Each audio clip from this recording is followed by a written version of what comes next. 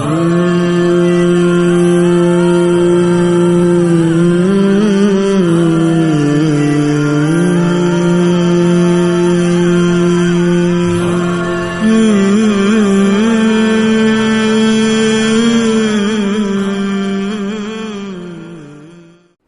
علیکم ورحمۃ اللہ وبرکاتہ۔ محترم ناظرین و سامعین حضرات، آپ کی خدمت میں ایک اہم بات پیش کرنے کے لیے حاضر ہوا ہوں، اور وہ بات یہ ہے کہ جو لوگ حج و عمرہ سے واپس ہوتے ہیں اور اپنے ساتھ زمزم کا پانی لاتے ہیں اور کھجور لاتے ہیں اور دیگر کئی ساری اشیاء وہ وہاں سے لے کر آتے ہیں، جیسے کہ مصلی لے کر آتے ہیں، تسبیح لے کر آتے ہیں، تو جو لوگ ان چیزوں کو لاتے ہیں تو لانے کے بعد اپنے رشتہ داروں میں، دوستوں میں ان چیزوں کو بانٹتے ہیں، تقسیم کرتے ہیں۔ تو سننے میں آتا ہے کہ بعض ایسے لوگ بھی ہوتے ہیں جو کہ کسی چیز کے کم پڑنے پر اپنے قریبی دکانوں سے ان چیزوں کو خریدتے ہیں اور لوگوں کو دے دیتے ہیں، اور اس میں ان کا مقصد یہ ہوتا ہے کہ لوگ یہ سمجھیں کہ ہم ان چیزوں کو مکہ مکرمہ سے لے کر آئے ہیں اور اس کو تقسیم کر رہے ہیں۔ تو سامعین و ناظرین حضرات، اس وقت میں یہ بات کہنا چاہتا ہوں کہ اگر ایسا کوئی مسئلہ ہے کہ کسی نے مکہ جا کر عمرہ کیا، حج ادا کیا ہو، پھر واپسی میں ان چیزوں کو لے کر آئے ہوں ساتھ میں، پھر تقسیم کرتے وقت ان چیزوں میں کمی ہوئی اور سب کو دے نہیں پائے،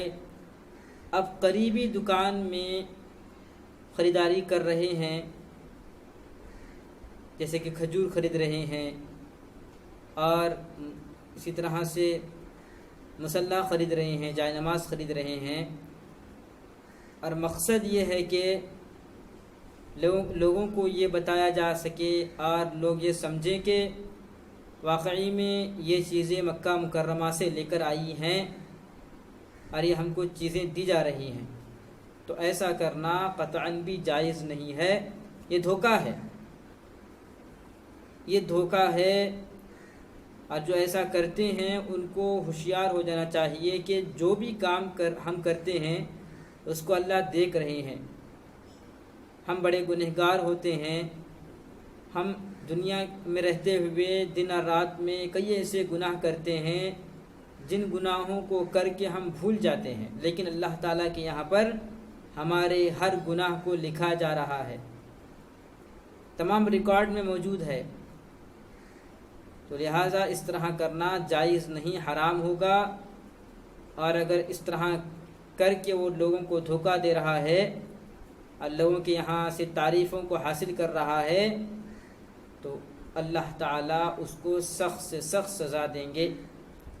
اس لیے کہ وہ لوگوں کو دھوکہ دے رہا ہے۔ ہاں، اگر کوئی ایسا شخص جو مکہ مکرمہ گیا، حج و عمرہ کیا اور واپسی میں ایسی چیزوں کو لے کر آیا،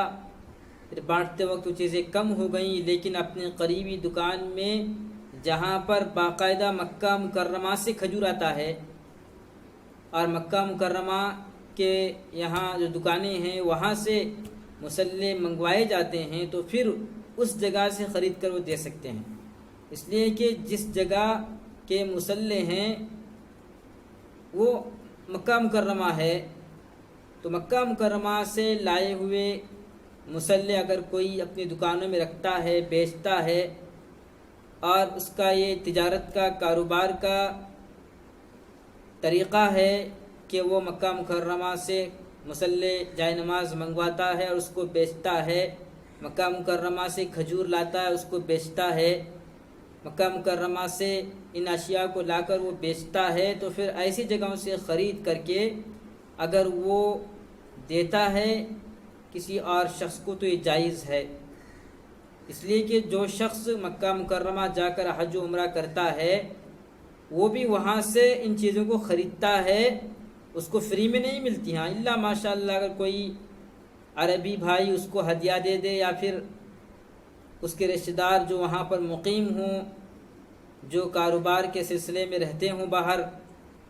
اور وہ ان کو ہدیہ کر رہے ہیں، تب وہ جو ہے اس کے لیے ہدیہ ہوگا، ورنہ پھر عام طور پر ہم دیکھتے ہیں لوگ وہاں پر جا کر کھجور کو خریدتے ہیں، جائے نماز کو خریدتے ہیں، تسبیحات کو خریدتے ہیں۔ لہٰذا اگر اس کے قریبی دکان میں بھی اگر مکہ مکرمہ سے ہی لائے ہوئے جائے نماز ملتے ہوں، مکہ مکرمہ سے لائے ہوئے ہی کھجور اس کو ملتے ہوں، تو پھر وہ ان چیزوں کو دے سکتا ہے اپنے رشتہ داروں کو، اس لیے کہ وہ چیز وہی ہے جو اس نے لے کر آئی تھی، یعنی اس کا جو خریدا ہوا مال تھا مکہ مکرمہ سے، وہی چیز اس کو یہاں پر مل رہی ہے۔ ورنہ پھر اگر کوئی ایسا کھجور بیچنے والا ہو جو مکہ مکرمہ کا نہ ہو،